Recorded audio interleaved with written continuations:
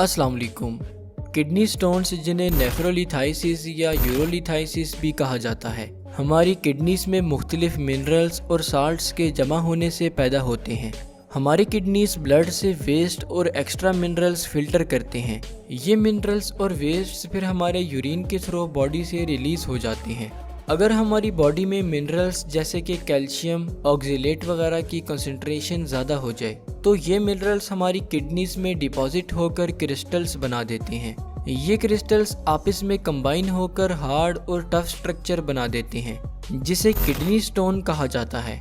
Types of kidney stones. Kidney stones 4 types के होते हैं जिनमें calcium stones, uric acid stones, infection stones और सिस्टीन स्टोन्स शामिल हैं।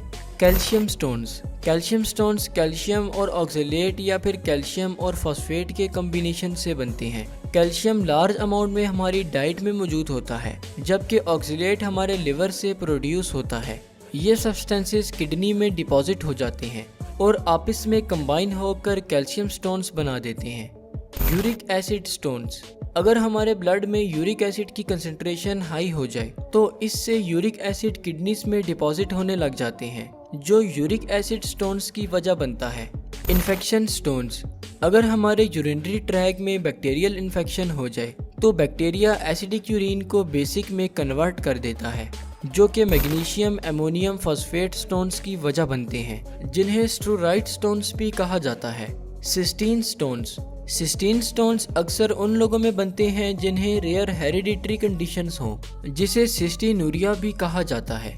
सिस्टीनूरिया के पेशेंट्स में किडनी सिस्टीन अमाइनो एसिड्स को यूरिन से रीअब्सॉर्ब नहीं कर पाते और सिस्टीन किडनीज में डिपॉजिट होकर सिस्टीन स्टोन्स बना देते हैं। ऐसे लोग जिन्हें सिस्टीनूरिया हो, उनकी किडनीज में सिस्टीन की डिपोजिशन पैदाइश से ही शुरू हो जाती है। Causes of kidney stones.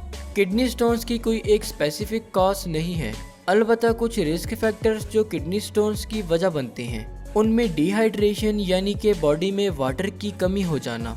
ऐसी कंडीशन में हमारा ब्लड विस्कस यानी कि थिक हो जाता है और किडनीज से मिनरल्स फिल्टर नहीं हो पाते, जबकि मिनरल्स किडनीज में डिपॉजिट होने लग जाते हैं, जिससे किडनी स्टोन्स के चांसेस बढ़ जाते हैं। अगर हमारी डाइट में प्रोटीन्स, शुगर्स और साल्ट्स जैसे कि सोडियम वगैरह की कंसंट्रेशन ज़्यादा हो तो ये हमारी किडनीज में कैल्शियम और यूरिक एसिड स्टोन्स की वजह बन सकते हैं। कुछ डिजीज़ और सर्जरीज जैसा कि क्रोनिक डायरिया और गैस्ट्रिक बाईपास सर्जरी वगैरह हमारी बॉडी में मिनरल्स के बैलेंस को डिस्टर्ब कर देती हैं और ये भी किडनी स्टोन्स की वजह बनती हैं। इसी तरह कुछ मेडिसिन जैसा कि कैल्शियम बेस्ड एंटासिड्स और विटामिन सी और विटामिन डी वगैरह जो माइग्रेन जैसी कंडीशन को ट्रीट करने के लिए प्रिस्क्राइब की जाती हैं, ये मेडिसिन भी किडनी स्टोन्स की वजह बन सकती हैं।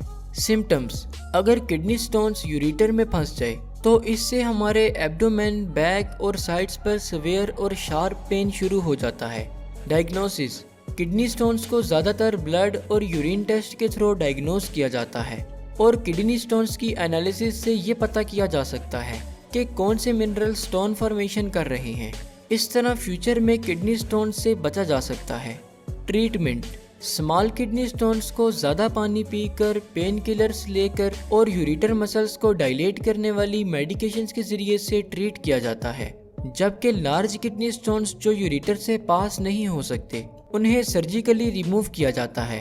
कुछ सर्जिकल प्रोसीजर्स जिनसे किडनी स्टोन्स को रिमूव किया जाता है उनमें extracorporeal shock wave lithotripsy, nephrolithotomy, ureteroscopy और पैराथायरॉयड ग्लैंड सर्जरी शामिल हैं।